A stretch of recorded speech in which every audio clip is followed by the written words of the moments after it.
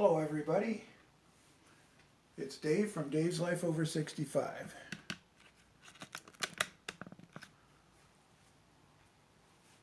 Well, what is this, week 4? Going on week 5, almost week 5. And I thought I'd make a quick video about how I reacted to the impending COVID-19 crisis.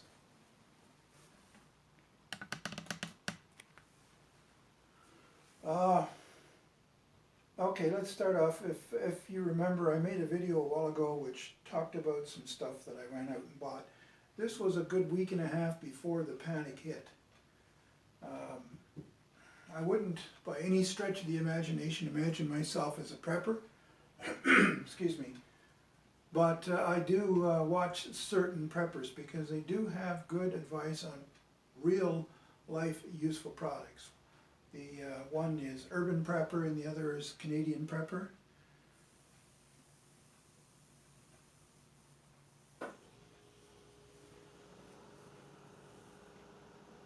Something's hissing, excuse me. Don't know what it is. Anyways, where was I? I'll probably edit that out, maybe not. Anyways, so I ran out and I grabbed. The panic actually had begun, but not to the extent that it did in the weeks to follow. So I ran out to score myself some hand sanitizer, and there was none, at least not in the Shoppers Drug Mart where I was looking for it. I managed to find a little drugstore within walking distance of where I live, which not only had hand sanitizer, but they also had this stuff. USP 99%. I've never seen 99% alcohol. This would be great for bushcraft, and hopefully they'll get more of that kind in. It's also obviously good for first aid. So I got 2 bottles of that. I got the bright idea that I would use the my mind just went blank. I got 2 containers of alcohol. This is what was in this was 70%, 500 milliliters. So this is half a liter, and I mixed approximately 250 milliliters of glycerin and 250 milliliters of alcohol, and it didn't work. So actually, I should have done this in the first place. I don't know if this one actually says. It doesn't.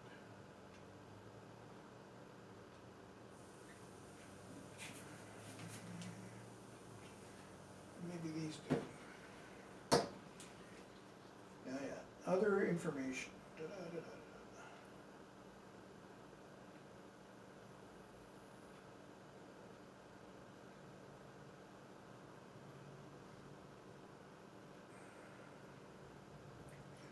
This one doesn't actually say what's in it. I had one that did, but anyway, the gel that they use in these hand sanitizers apparently is not glycerin. And this is a different one.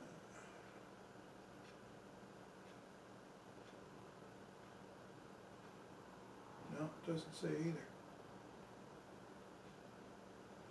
Ah, here we are, non-medical.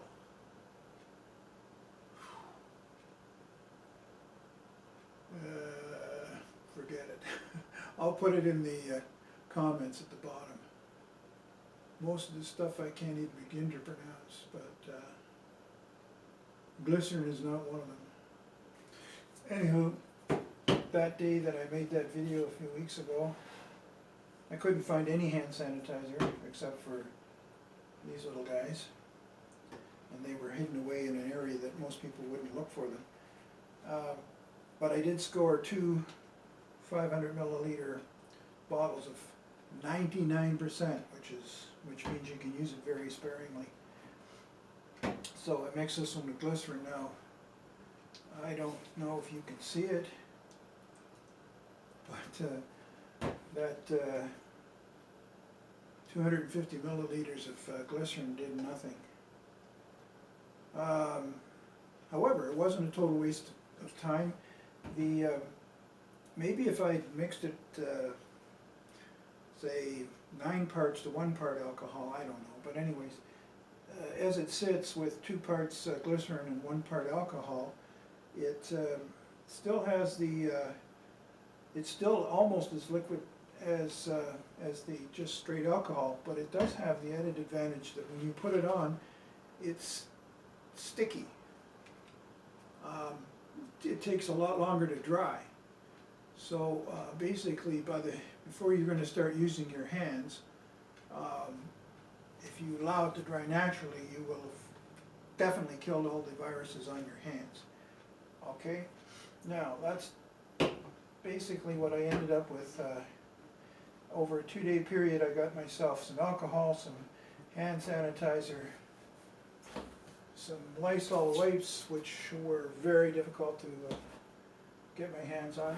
I was unable for almost a month and a half to get a hold of any household cleanser, and I happened to be in a no-frills, and where these were was completely empty, as it always is, except I looked underneath and there was one little can tucked way at the back in the corner where you had to really get down on your hands and knees to see it, so I scored this one. I have a little bit of Comet left in the bathroom. Alright, now let's talk about the reality of use.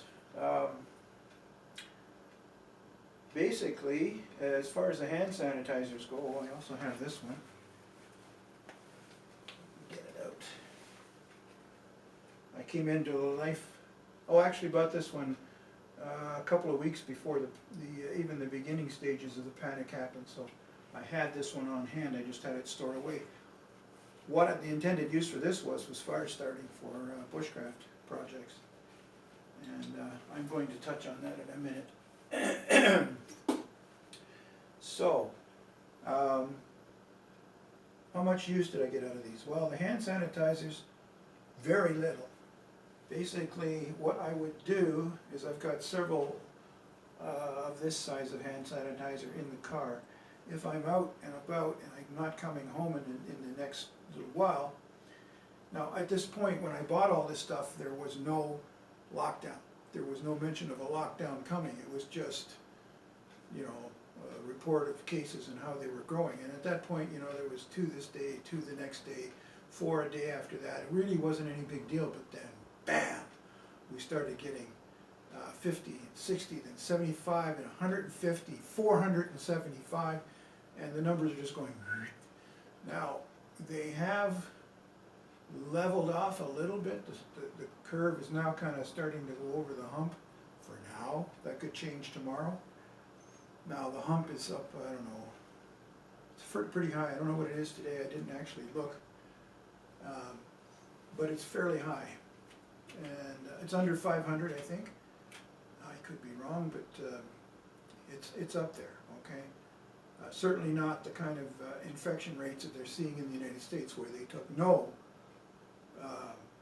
preventative actions like social distancing and closing of businesses, and the sports leagues themselves self-regulated by closing off their seasons. That was not ordered by the government. They just took the responsible action of a responsible organization and closed everything down, and for that I give them a hearty. So luckily that would stop a lot of people jamming together in stadiums. Okay, so what I was saying is I didn't get an awful lot of use out of my hand sanitizers. What I would do is I would wear my gloves so they're bringing you out. All right, I'll be back.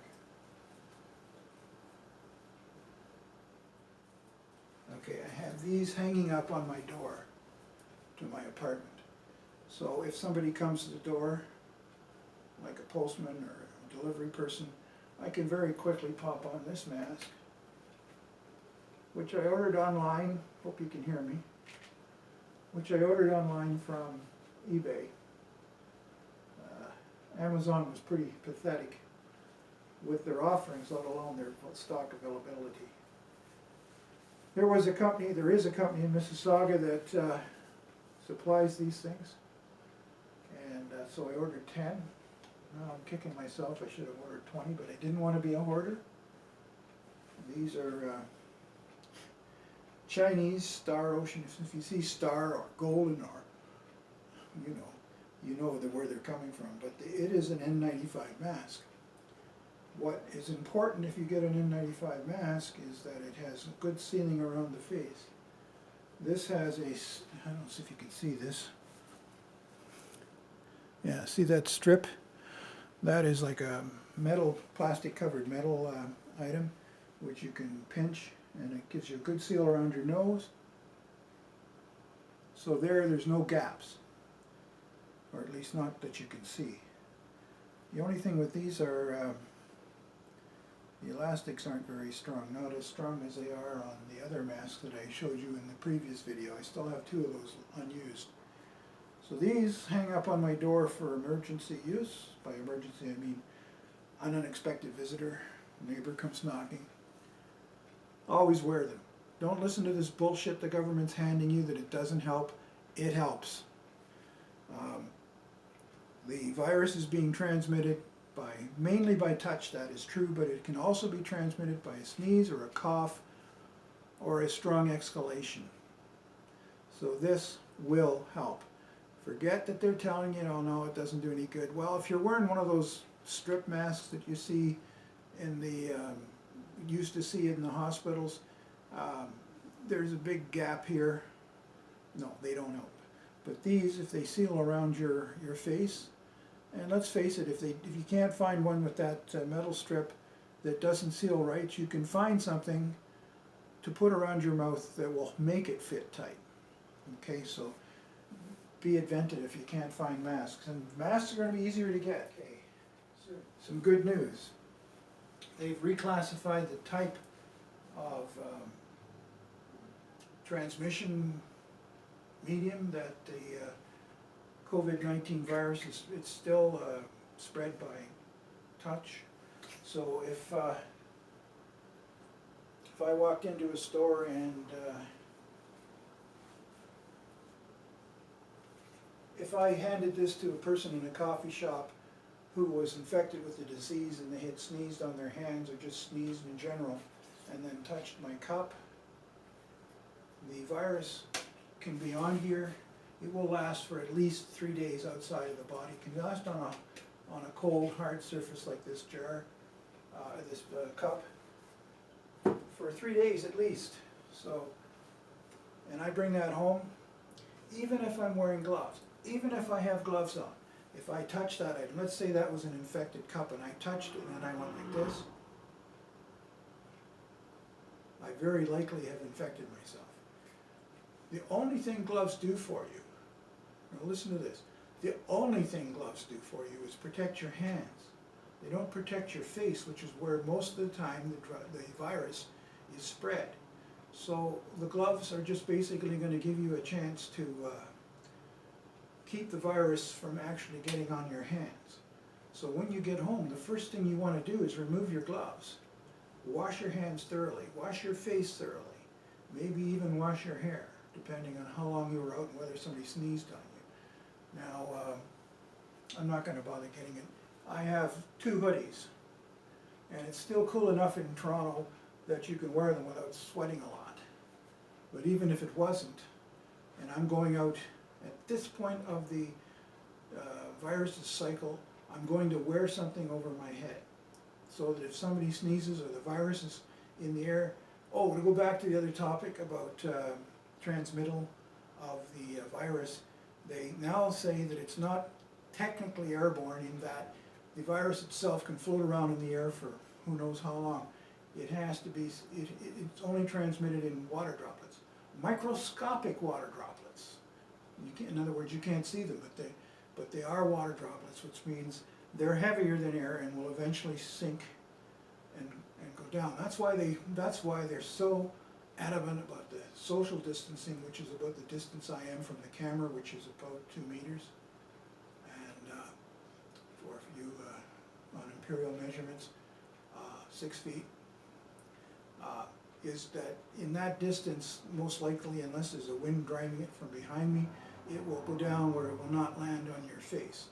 The most important thing to protect is your eyes. Okay, I wear glasses, so that's some modicum of protection, but they don't seal, so it can still come in here. So I'm waiting and waiting and waiting for Canada Post to deliver my goggles. I'm at the point now where I think Canada Post has lost them. In other words, some postie's wearing them somewhere. Anyway, if the goggles had arrived, that's what I would be wearing when I'm out. They'd be big enough to go over my glasses, and they completely seal. Okay, that's why you wash your face when you get home. So if you wash your face with a good warm water and a good strong soap, and then dry off with a clean towel, you're probably going to remove any viruses that are sticking to your face, okay? From somebody sneezing or from water droplets in the air. You might be wondering why I'm wearing kitchen gloves as opposed to the gloves I showed you earlier.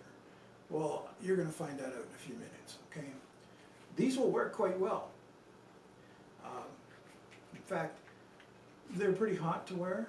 They're a little cumbersome, but if this is all you can find, by all means get them. These you can use over and over and over and over again. Now, speaking of that, there's no reason at all why you can't wear the kind of gloves that I just showed you a few minutes ago. A couple of times, maybe, let's say up to 5 times. You can remove them carefully. The main thing is you don't want to have any holes in them, trying to get them off. That's why thick gloves like this are the best for multiple uses. When you get home, you can wash them with soap and water, maybe use some hand sanitizer on them when you're finished, or better yet, take them off, lay them down on a surface, and spray them with Lysol, both sides, and leave them for at least a day. Okay, back to my experience. Okay, so my experience is I haven't used a hell of a lot of hand sanitizer. One of these, and a couple of these, plus this, would have been more than I've actually needed to this point. Now that may change, I don't know, but at this point I really haven't used a lot of hand sanitizer. Most of my sanitizing is done with soap and water. Okay, so let's put these back. The masks. This was the first mask that I purchased. I've taken off the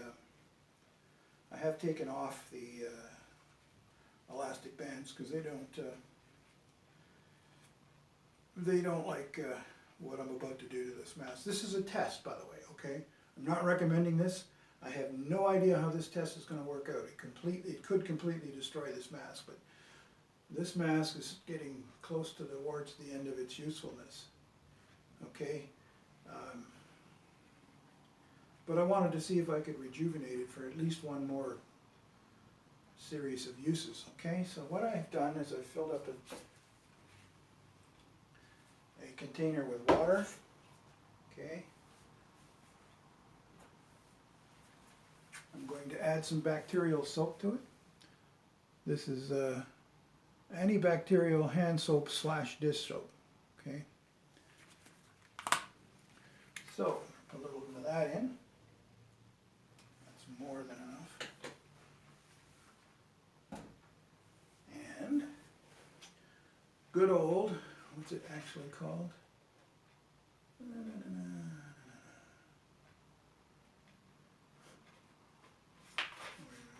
here.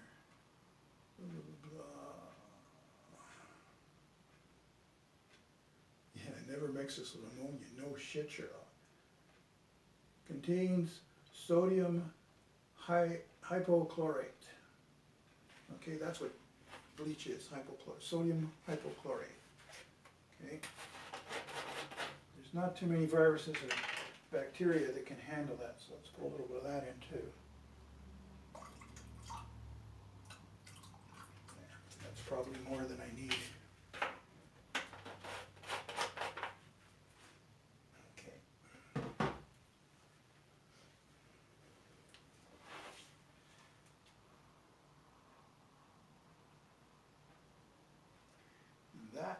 exactly what I thought would happen.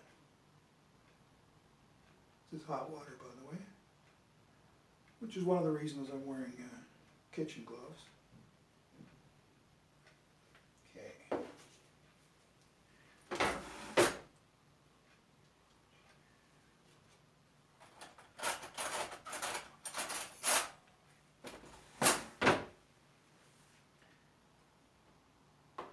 want that to be completely immersed. So, it is 4:47. Okay, so yes, you can buy candles in the dollar store and hardware stores and things like that supposedly last for 8 hours or longer, depending on the type of wax it was made out of. But let's say you don't have any of that stuff around. Okay, you need a long-lasting light, candle-sized light. So here are some little jam jars. I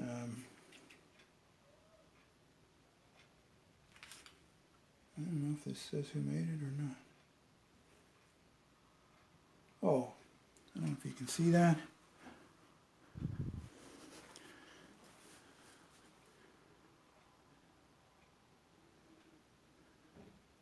No, you can't. Okay.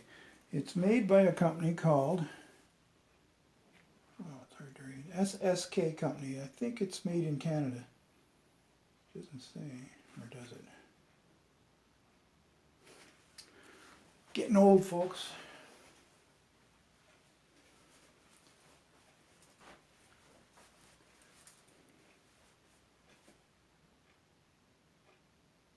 Oh, here it is. Salt Spring Kitchen Company. 334 Upper Ganges and Salt Spring Island, British Columbia. So it's a Canadian made product, which is even better. Okay, so these had jam in them. Little specialties jam, I suppose. It's actually pretty good jam. I'll probably see if I can get my hands on it. Especially since these little jars, I kept these jars because I thought, boy, they're just the right size for some project. And this is the project I came up with.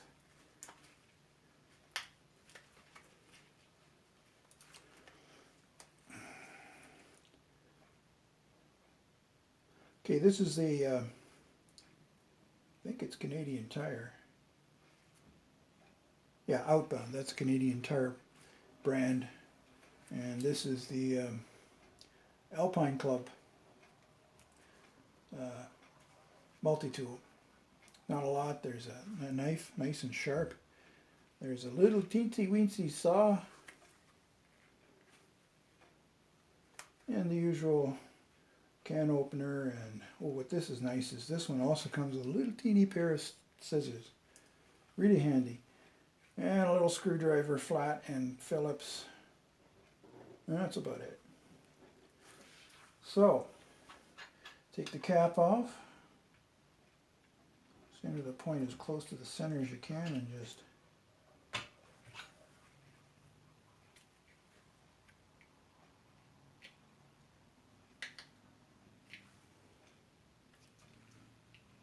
yeah.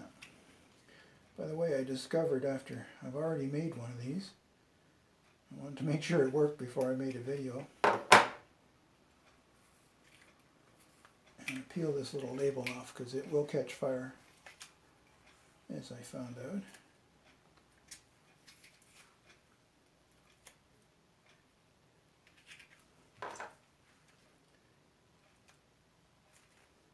If this gives you too much problem, you just let whatever residual amount of label is left over.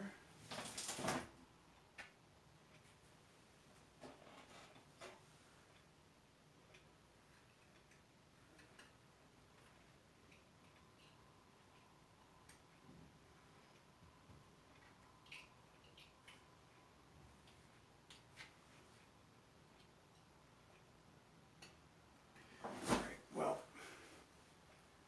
with these kitchen gloves on, it's difficult to get off. So what I did is I made a little hole. You can see it better from that side.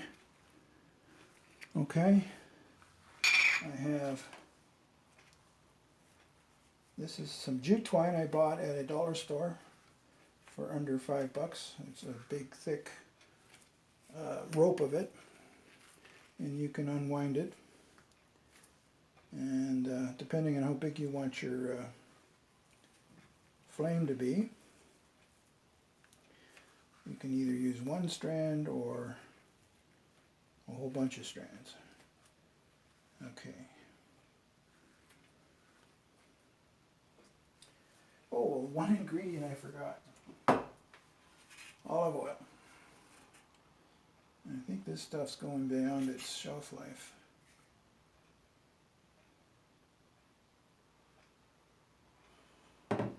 My wife used to use this stuff. I don't see a best before date. Maybe it doesn't matter. Extra virgin olive oil. For this purpose, it doesn't matter if it's extra virgin or just virgin or whatever. So what you want to do is fill up one of these little jars, not all the way to the top.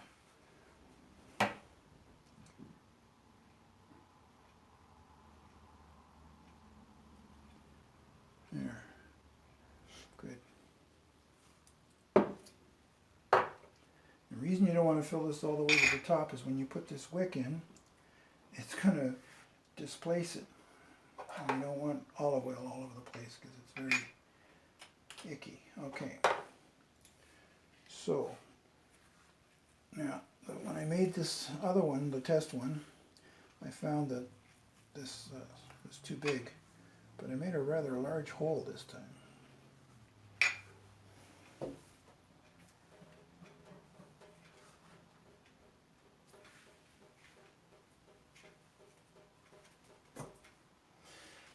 This stuff doesn't want to...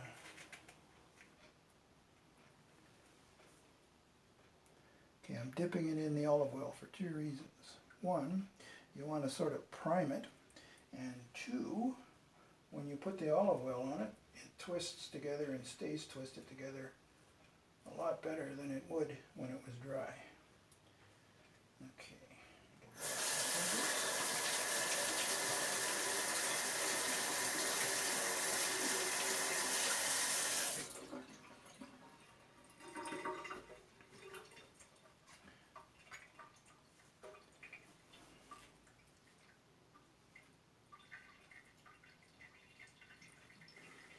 Yeah, I have a feeling this is not going to go through in its present state.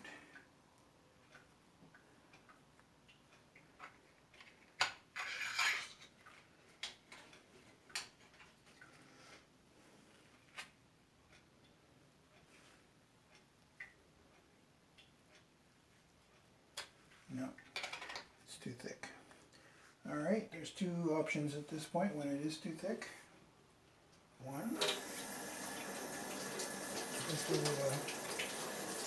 take a couple of strands off, which is what I did in the first case.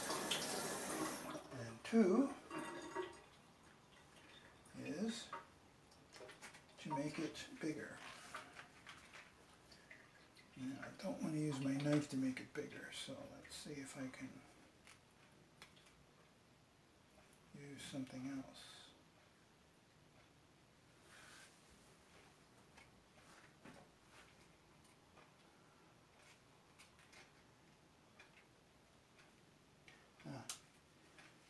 The bottle opener slash can opener, although I don't see this thing opening cans because it's pretty dull.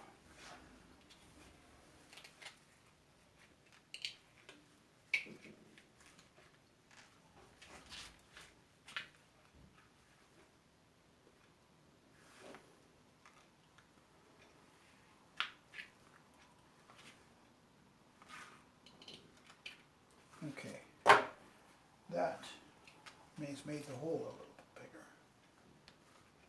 Problem with this particular jute is I should have made it twist together with wax so that it stays together better, but there we go, now it fits. Okay, now I could twist that back together, but I don't think it's really necessary. Let's just put it in just exactly like it is. Okay.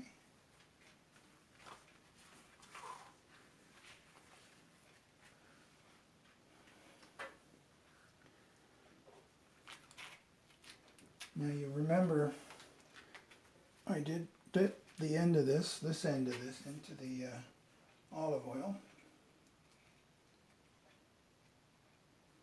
Okay. Oh, I forgot one other thing. But I think I have one right here. Let's get everything out of the way. Now, this is being pretty thick olive oil. The thinner the olive oil, the better. But this is fairly thick olive oil and will burn with a... Now, when you first start this, it's going to take a little bit of doing.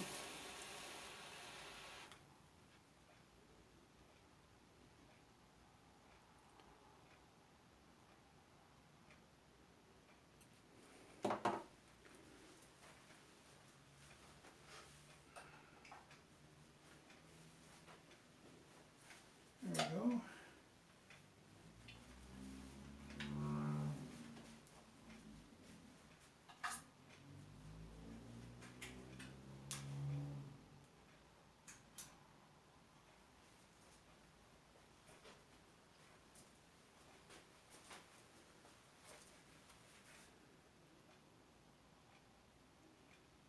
Now that's a nice bright little light.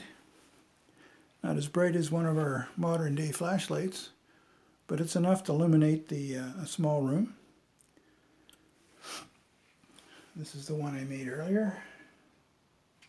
I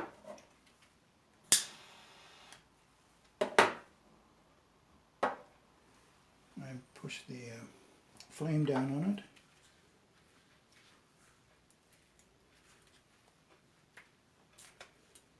Now this first one here, I'm letting it burn for a while because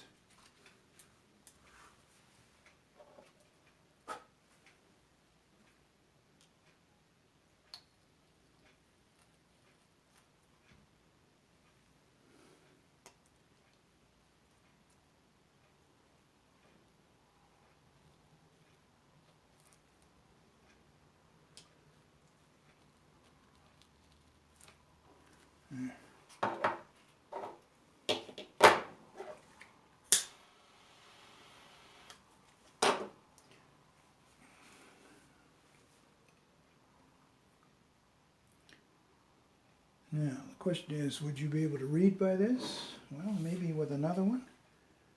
I don't see why not. Actually, that one is a little bit... Now,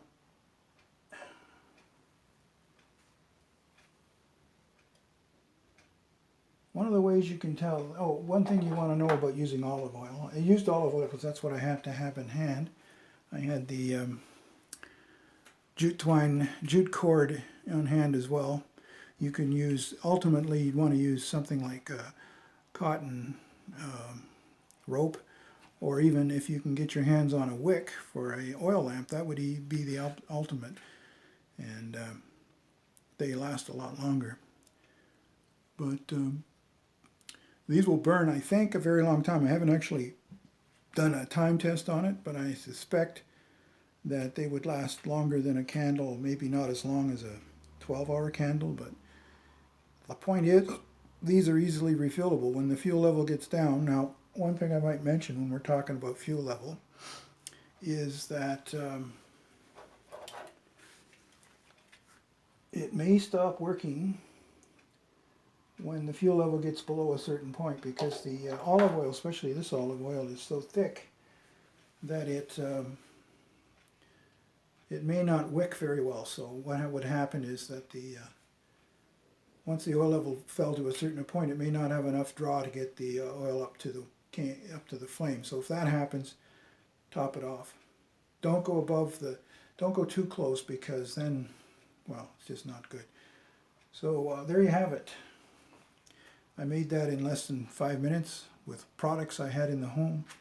I'm sure that you could find something. If you have lamp oil, that it would be Oh, mentioning lamp oil, if you're going to use lamp oil designed for oil lamps, you're going to have a problem if you don't punch a hole towards the side. Like if this was fuel oil or lamp oil, what I would do is I would take the cap off and I would drill a little tiny hole, maybe two, one on each side, right near the rim, to allow for the for any gas that is generated to escape out. Otherwise, it'll come up through the hole where the wick is, and you can get really tall flames, which are not good. And also, there's a possibility that it'll start squirting fuel on the lid, and then the whole lid catches fire, and that's not good. So there you are, a 5-minute project. If the only kind of jar you have floating around is an old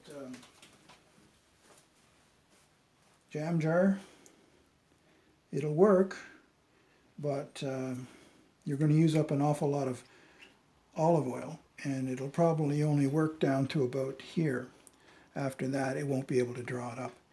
So if you're going to use a large jar like this, then I would recommend a very thin vegetable oil, or better yet, a lamp oil, which you can get in dollar stores now. You want to remember to drill a bunch of holes, or at least 2 holes on either side of the main hole, to allow gases to escape.